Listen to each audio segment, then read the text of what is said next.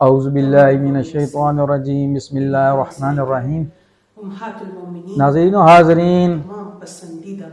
آج جو ہے ایک عورت نے پھر نبوت کا دعویٰ کر دیا ہے اور وہ کہہ رہی ہے کہ حضرت محمد صلی اللہ علیہ وسلم میرے بھائی ہیں، اور اس طرح کی وہ باتیں کر رہی ہے۔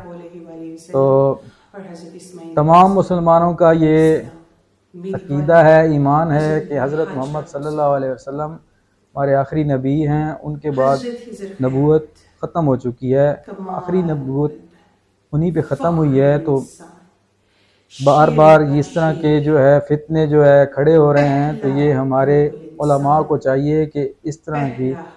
جو حرکتیں ہو رہی ہیں ان کو ختم کرایا جائے، اور حکومت وقت سے ہماری گزارش ہے کہ وہ بھی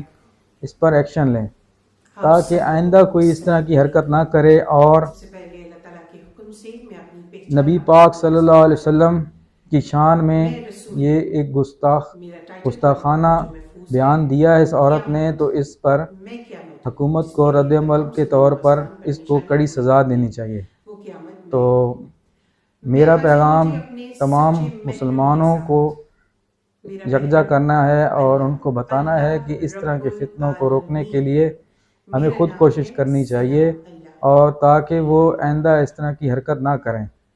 تو اس کی ابھی ویڈیو ملاحظہ کیجئے اس میں کیا کہہ رہی ہے، اور اس کے بعد جو ہے آپ کو بھی پتہ چل جائے گا کہ وہ کس طرح گستاخ ہے اور گستاخانہ باتیں کر رہی ہے۔ تو